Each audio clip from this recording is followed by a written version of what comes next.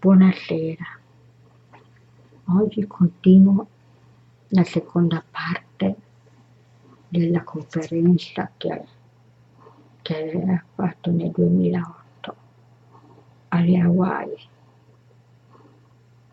e ho deciso di fare dall'inizio verso la fine della terza parte per continuare poi altri video. Ecco, buon ascolto, buona visione e buona lettura, perché in italiano ci sono i sottotitoli e spero che voi possiate bene leggerli. Bene, ora andiamo avanti. Buona lettura. Of regrets. I had a contact in the 90s, and it was at a particular time in my life where just a lot of things weren't going well. And I didn't see any point in even being here. And I was with them on the ship, and I'm like, okay, I'm already in another reality. I just want to stay with you. And that was my request. I just want to stay with you. Don't even bother to take me back. I don't care about anything there. And I literally, with just the clothes on my back, I was ready to go. I was done.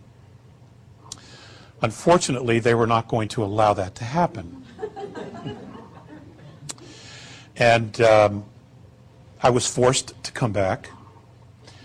And I'm standing on the ground, and I'm watching them leave, and I'm crying. I'm like, you know, you're abandoning me, and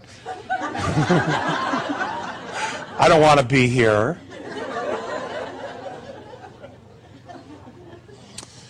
And Visayas was at the door, and he just very quietly and in his way telepathically said, Alex, the love that you withhold is the pain that you carry, lifetime after lifetime. And that was a real aha moment, okay? And it was an aha moment because we make decisions like that without ever thinking about them, really. You know, somebody calls us on the phone, hey, I really need to talk to you, I have a situation, and you're like, you know, I've had a crappy day, I can't be bothered with it. And you just don't call them back. Or the kids want to do something, you know, and you know they really want to do it, and you're just too tired and you say, no, we're not going to do it. And the decision isn't that you could do it, the decision is that you chose not to do it. And maybe those aren't the best examples, but we all have made choices to withhold love. From partners, from family, from ourselves. We've all made those decisions. And those are tough. Those are really, really tough to look at. You know, we've all been there. And being consciously aware of not choosing to withhold love is an amazing feat. And it is not an easy one either. And there's not a day that goes by that I don't remind myself of that. I mean, that was an aha moment that's with me every day now. Doesn't always mean that, you know, I always make the best choices or the right choices.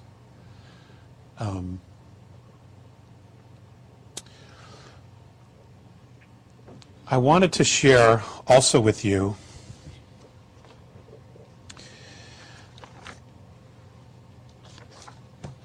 something that they have shared regarding time. No, I'm going to wait on that. On the worship of the isness. Now, one of the first questions that I had for them when I was a little boy, these contacts started when I was 8 years old, and I was vacationing in the upper northern peninsula of Michigan. My family was living in Illinois at the time, Elk Grove Village, Illinois, and my grandparents owned a cabin up near the Woodstock Crooked Lake area of northern Michigan. And we used to go up there every summer, and it was awesome. It was just an awesome place. And the The first contact, we had gone out into some fields we had all the family there. It was a big gathering, all the cousins, and we were on a family picnic. And we went up there we went out to this huge field where the picnic area was, and it was very high grass and acorn trees everywhere, chestnut trees, and we went out to play hide and go seek. Because the grass was tall, a lot of us would just lay down on the grass and we would just hang out. Well, that's what I did, and it was, mid-afternoon. I don't know the exact time because, children don't pay attention to that. But when I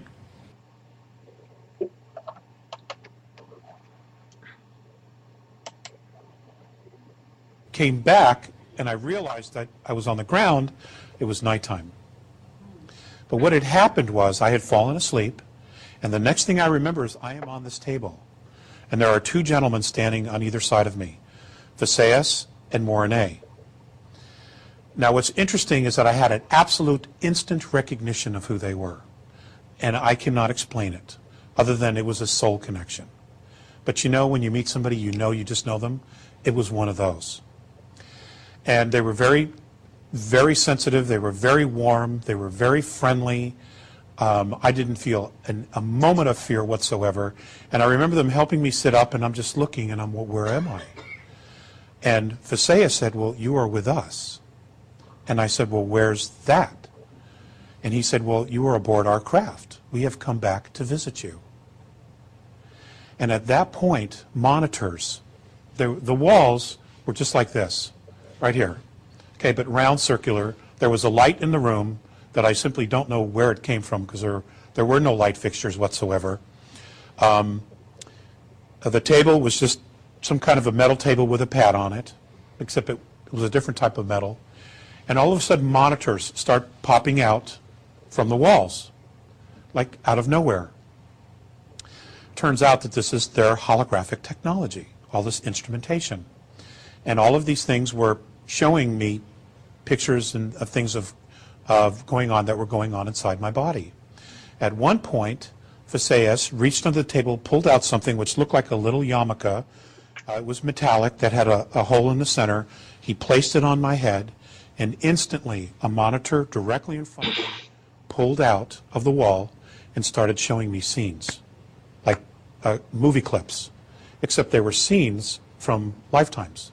And as I'm watching this, I am having a profound emotional effect watching this. And I know that that's me. I knew that the past lives that they were showing me were me. And it was me in completely different bodies, extraterrestrial bodies, different life forms, male, female, androgynous, and it was me. And I knew it was me. Ladies and gentlemen, it was profound. It was absolutely profound.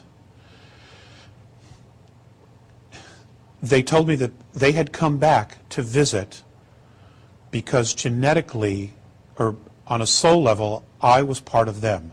That I had come here 62,000 years ago as an outpost on Earth and got caught between a skirmish between two other rival extraterrestrial races here, and I was killed. So I had been here for a while, trying to evolve out of this. Or I made choices to be here. I don't exactly know that.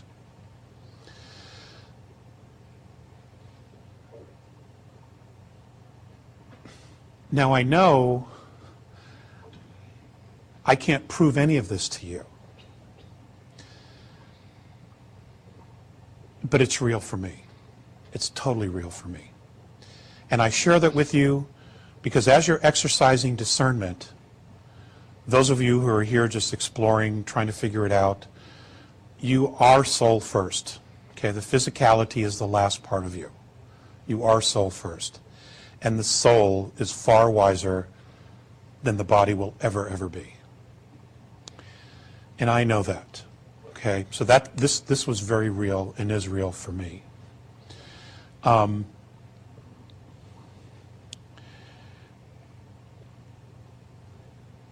December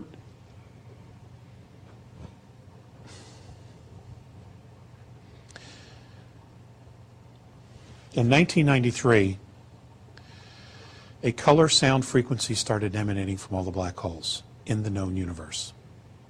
It's happening on all the levels. This is the Andromedan perspective. This color sound frequency was creating a brand new holographic template over the entire density mass of our universe. Now, apparently, within that holograph, there were conscious beings. The A's do not know who they are, but those that they're talking to, their mentors from higher evolutions or higher densities, have said that they have the ability to be at their level, this 12th density, and look directly down through all the densities. That they have this ability. It is said that this template is literally pulling all of the dimensions up to another higher frequency. And what we're going through here with shifts, with new dimensional shifts, with higher frequencies, with expanded consciousness, so are the other extraterrestrial races. They're going through the exact same thing as we are, but it's different for them. Okay, they're a much more aware consciousness. They probably have not suppressed any of the technology from their people, so they know what's happening. And they are all moving together because of the law of consistency. They are all moving together. They all have the same similar goal, and that's of evolution, okay? Spiritual evolution, and moving together as a race, as a family. They're coming back here to try to help mentor us for that because of who we are, whether we're Patal or not. Okay, we are genetic royalty. I have absolutely no doubt about that. And that in itself is remarkable, especially when you consider when we've lived on this planet, everything that we've been taught about who we are. Religions have punished us profoundly. Science says we're just a pool of chemicals that was created by a mistake. It's remarkable. But we're none of that. We're absolutely none of that. And my guess is that we had this planned all along. We planned this struggle all along to grow, to evolve, to make a statement to the rest of the universe. Okay, I want to share, in their words, some of the things that they've shared with me. I'm going to talk about consciousness. The most necessary action for all of your Terran races who are aware is to do what you are capable of to illuminate your degenerated societies. Consciousness is your scale. It always provides balance, which does not ever fail. It speaks to those who listen and tells them what to do and what not to do. Not to one or all beings who choose to be evolved. The administrators of your government are responsible for professional order, but not your moral codes of order. The key to your happiness, Terrans, is in the hands of your own consciousness. We have perceived that you Terrans have arranged your lives not according to yourselves, but according to others. Your disappointments are due to this fact. This kind of conduct of yours is what is limiting your races.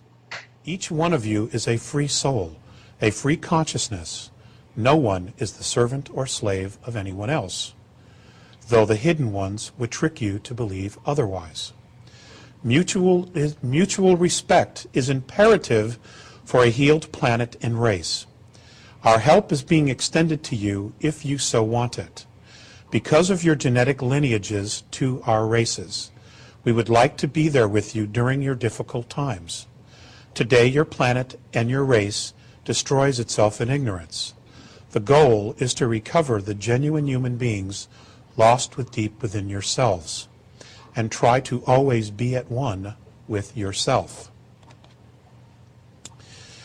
Um,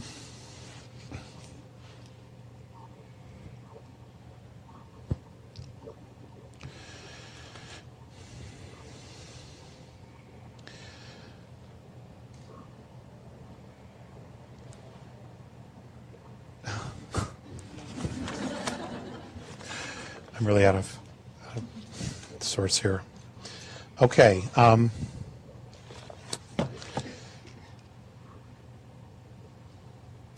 I'm going to share this with you. This is from Mornay. This is from 1998.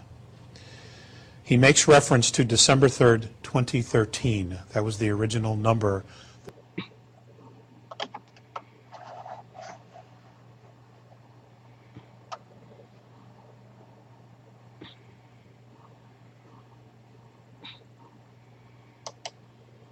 Or the original date on our calendar that we would actually be moving into fifth density, that date.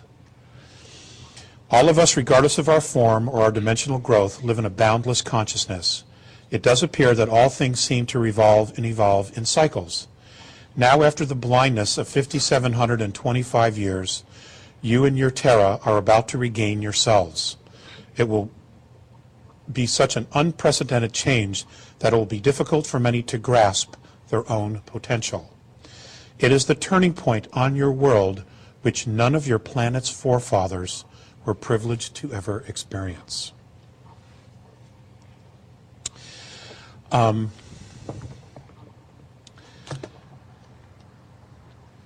I have just some light? Please? Any light? Any light? Yeah, the ceiling light. Thank you.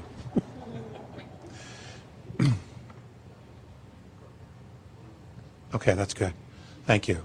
That helps me. In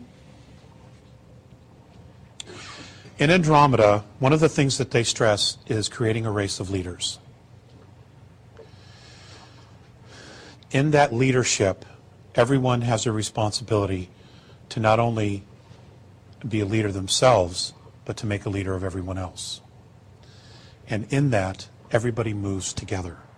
There may be varying different degrees, but everybody moves together. This is something that they have stressed over and over and over again. They've also stressed being as close to nature as possible. You folks here in Hawaii, that's really easy. And you live in an incredible place. For those of us who live on the mainland or in other countries, in big cities, it's much more difficult. I want you to know that we're the only planet that I'm aware of that uses currency. Okay? In fact, I had an experience where Mornay and Faseas had asked me to try to explain to them why we used money, or what they refer to as paper with pictures on it. So I spent a great deal of time in between contacts putting something together for them. And I had a contact. I was living in Malibu at the time up on Decker Canyon. And I had this opportunity to present this information to them. So as I'm presenting it, I'm going through it. I had a paper with me that I was reading it off and had little charts that I'd carried in my backpack. And when it was all over, and of course they already knew this information because they've been watching our history, Faseas said, thank you very much. Mornay said, thank you very much. I enjoyed it. But Faseas just looked at me, and he just had a very straight face.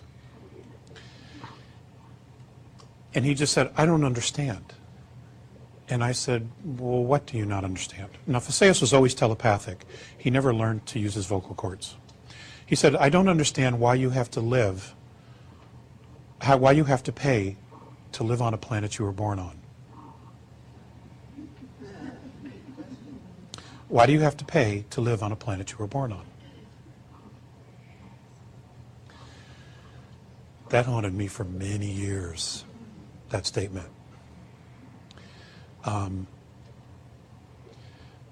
Because, how do we unravel that? You know, what do we create in order to drop that paradigm? And how do we create it? You know, who's going to step up and say, you know what, we have fought wars over money, we have fought wars over gold, we have fought wars over this and fought wars over that. We have nearly destroyed the planet. We have destroyed species. We're destroying humanity. And it's all over power, wealth, and things like that. You know, how do we move from this paradigm to the next paradigm? You know, how do we do it? I know that there are a lot of folks trying, making suggestions, talking to people, sharing their perspectives. I know there are a lot of contactees or folks, there are hundreds and hundreds, probably thousands, who have not come forward yet. The extraterrestrial civilizations have given up on the governments of the world, of Earth, a long time ago. The only ones that are actually fully integrating with a lot of the Earth governments, you don't really want to meet anyway. So,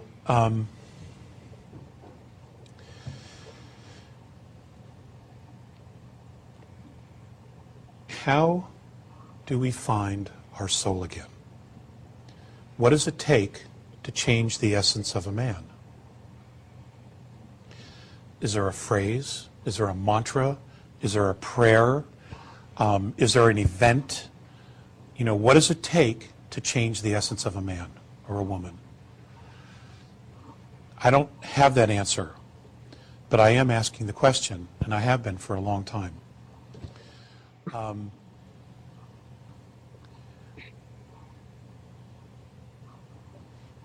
Many of us, and I'm not necessarily referring to the folks in the room here, many of us have completely lost our way. We know a lot of good people who would do anything for us as friends, but they simply don't have a clue. We want them to be aware of the changes that are coming, and you can put all this information in front of them and they're simply going to just dismiss it because it's too overwhelming to them. You know, they have to take it in little bites and little slices.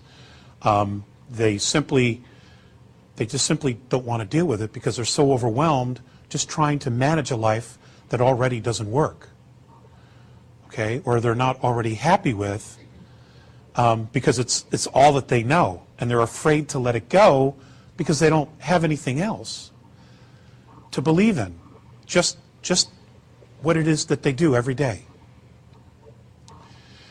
So in creating a new domain of knowing and asking the question, what is it that we want? It has to be something that everybody can take hold of a piece of. For example, every day there are little things that we could do to begin shifting our consciousness. Every day when we get up, the first thing we should do is be grateful that we're alive to see another day. And just make that acknowledgement. Spirit, thank you.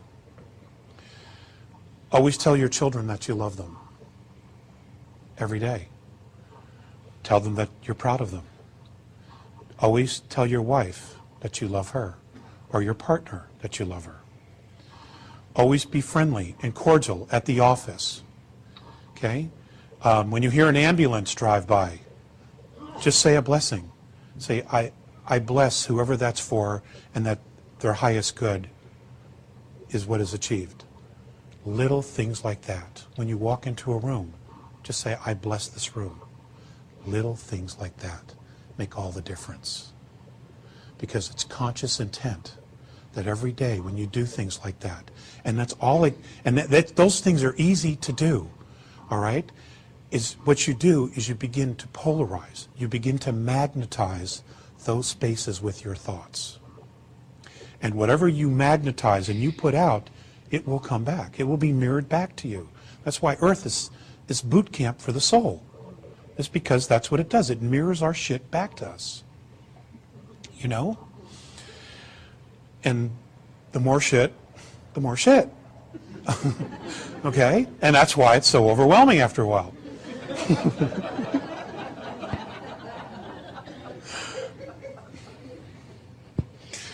So it's little things. And I share that because these are things that, I've had to try to do, and I struggle to remember them every day, but these are little things that I can do. I bless my food, you bless your coffee. What you do is you just get into a space of blessing everything. And it does, in fact, change the frequency. It will change the people that you work with. It might take a little bit of a while, but these are simple things. It's just, like the movie The Secret said, it's an attitude.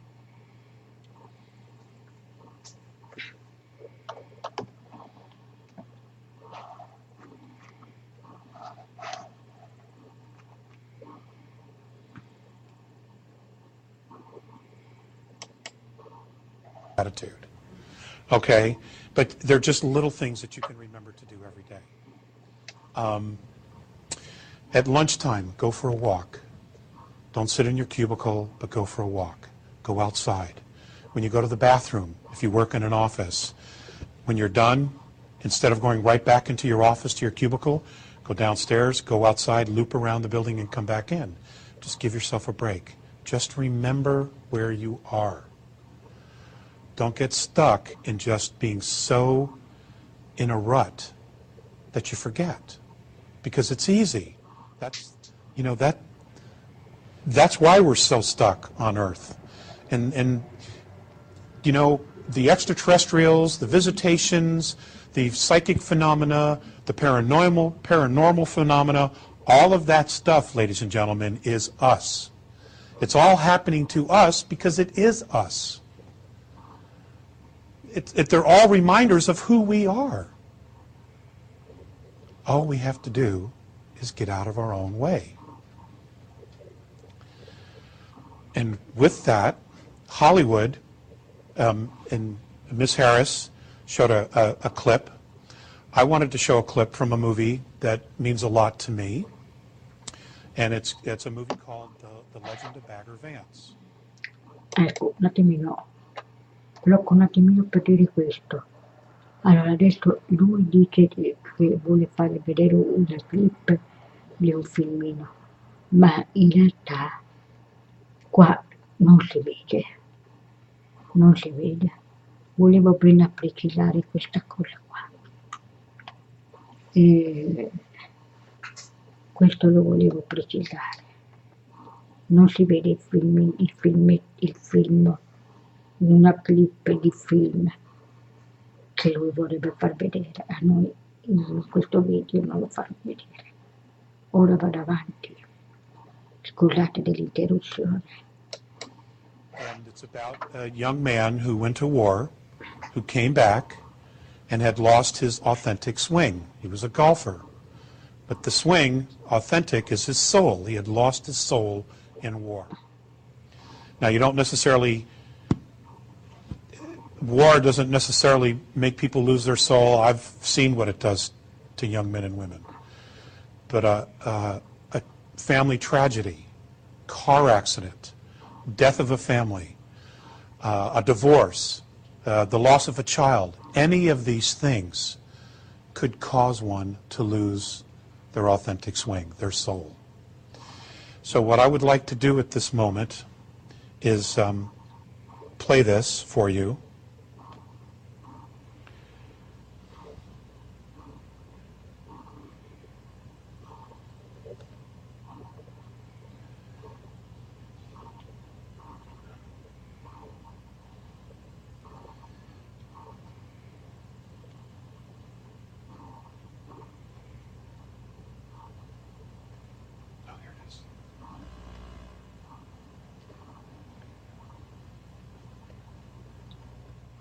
Non è bloccato, sta andando avanti il video, non preoccupatevi. Dog.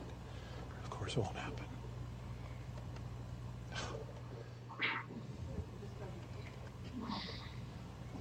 Thanks.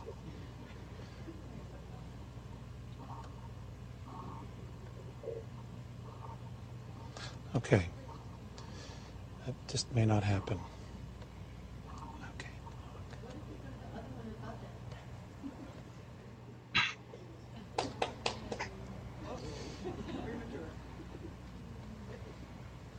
There it is.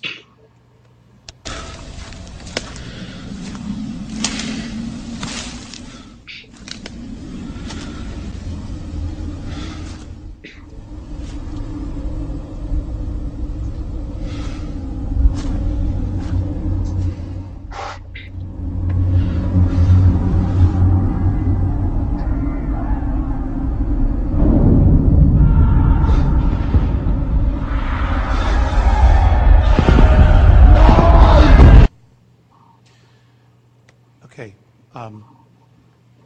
I share that with you because it's so easy to forget who we are, what we're here for. You know, I mean, we've all heard, you know, you're here for death and taxes. Okay? It couldn't be further from the truth. Now, I want to share with you some things. I've shared with you the Andromedan perspective about who we are. I want you to know that Earth has been an experiment for a very, very long time. Every life form that's here has come from a different planet, different star system, in some cases even from different universe or galaxies. And what's happened is that each one of the life forms on this planet, virtually most of them, have been genetically altered to live in our ecosystem. Okay, an Earth environment, E-type, is actually very rare. This is not the norm. This is a very complicated ecosystem that we live on. Many of the creatures on our world would be found in other planets, other star systems, in methane, on methane planets, hydrogen planets, carbon, all different kinds of chemical components that we haven't even discovered yet, that these life forms live in. But as travelers travel through space, what they'll do is they'll pick up these life forms. They will collect DNA. And then what they'll do is they'll experiment with it. They'll try to recreate these life forms, just like we are at a place of doing now. This is not new. Civilizations have been doing this forever, okay, to try to improve or to see what happens. Earth is magnificent, absolutely magnificent. And many of the extraterrestrial races that have talked to the Andromedans have just been beside themselves at how bad it's gotten. They just don't understand why we, as a race, would allow any of our governments to use technology that they know is harmful to the planet. They just don't get it. And like the clip said, now is the time. Now is definitely the time to make some changes. And I know you guys are. You know, I know you're so dedicated that you've made the time and put the resources together to come here to hear the speakers, to make the changes within yourself, to share this stuff with your friends and share the DVDs. I know that. But like I said, life, these tapes, these DVDs have a life of their own. They go other places. Thank you.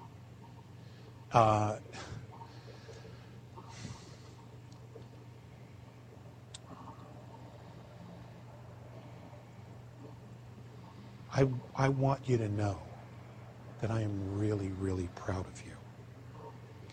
And I'm really proud of us. And I know that we have not shown our qualities as a race on this planet through our history. But I also know that when the chips are down, that most people will stand up and they will do the right thing. I know that. And I truly feel that. And that has been my argument with the A's and my stand with the A's all along. You know, for those of us who are Americans, we are dangerously close to losing our Bill of Rights and our Constitution. Everything's been in place to wipe it away. In 2010, secret arrangements have been made and plans and treaties have been signed to create a North American Union. This is supposed to take place in 2010. The Constitution and Bill of Rights are not part of those documents. Okay? We have an opportunity here to create a new paradigm, a new domain of knowing. It just takes leadership. It takes foresight. It takes, it's going to take the ability for you to communicate to your friends and your family when everything really, really starts to fall apart. And we're beginning to see it now. The world's global economy is having a lot of ripples, a lot of effects, a lot of changes. Here in the United States, we will be the first, as usual, to experience a lot of that stuff. Okay? But you're going to be the leaders. You're going to be the ones that are going to stand there in your communities and say, look, this is what's been going on. This is what it is, and this is what we have to do. It's no accident that you are who you are. Okay, we've all volunteered for this. And my suggestion is the next time they ask us to do this, we really read the fine print on those contracts. Okay? Because I don't remember being this hard. I vaguely remember something about a walk in the park and okay. We have just a few more minutes, and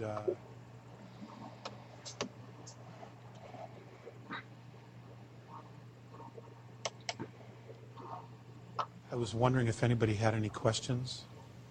Okay.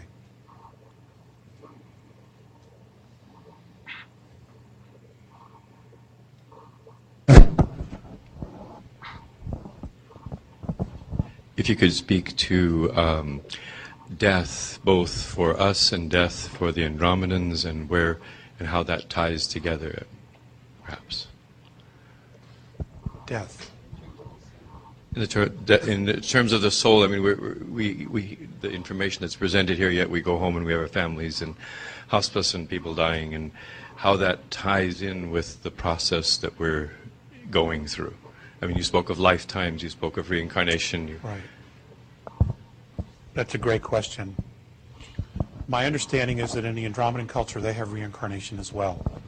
But in their culture, when a soul crosses over, it has full memory of who it is when it comes back into the physical. Again, it's that law of consistency. We don't have that. And again, I believe that's that fine print on the contract. Reincarnation is still a fact here as well. Okay, we do have reincarnation. Where the soul goes after there's death, I don't have that answer.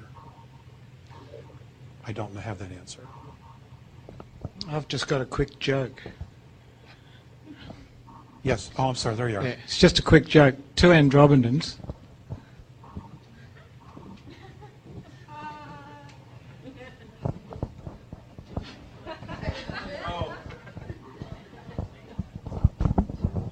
Once again, if we can stand up when we ask the question. Yes, aloha, Alex. I watched your show on Google UFO Hypothesis, and you talk a lot about your contacts with the Andromedans. Have you been having contacts within the last couple of years, or anything that's been more recent in nature, and any messages through that? For 5 years, I pushed them away. And the reason I did, it just got too hard. It got too hard to walk the two worlds. So I pushed them away, and I had a lot of work to do. Recently, though, the contacts have resumed, and much of it has been on of a personal relationship. The message has been more or less personal relationship, getting to know each other once again after a very long time of not talking to each other. I actually got pretty pissed off with them, if you really want to know the truth. I got mad. about some things that happened in my life, and I felt that they should have told me. So there you have it. Thank you, Alex, for everything. Aloha. You're welcome. Yes, ma'am.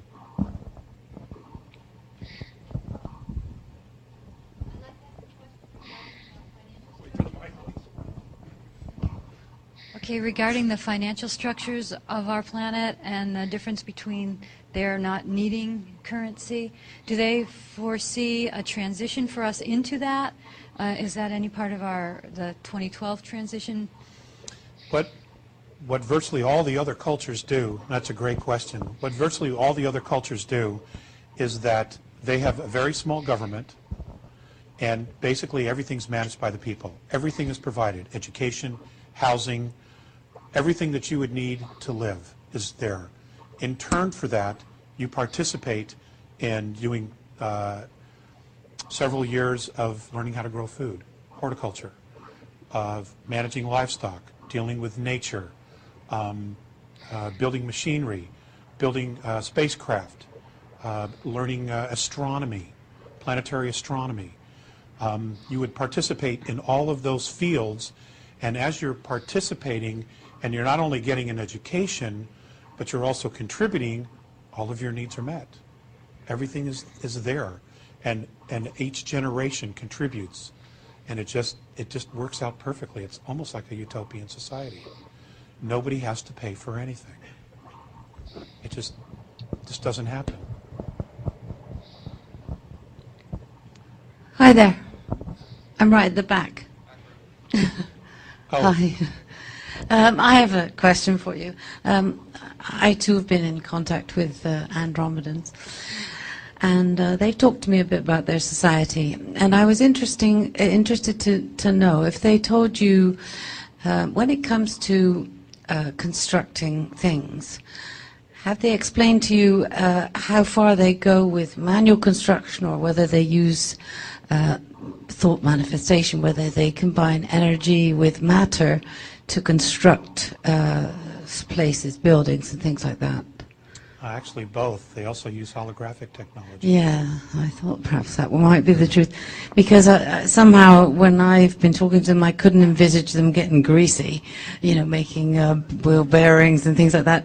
So I was wondering what they'd said to you about whether they get together as a group and maybe manifest a park or a garden or homes and things.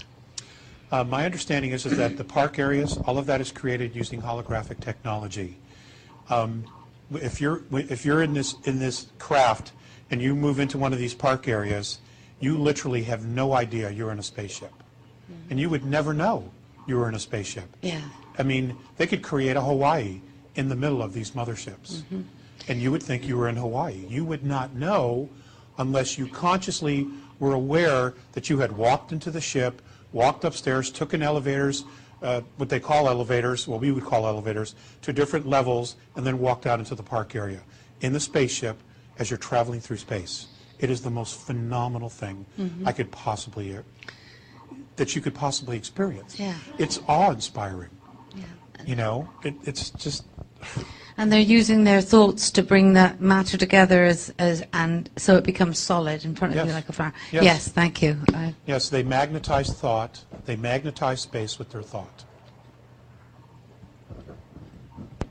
There's a lot we didn't cover, and I'm out of practice. Yes, ma'am.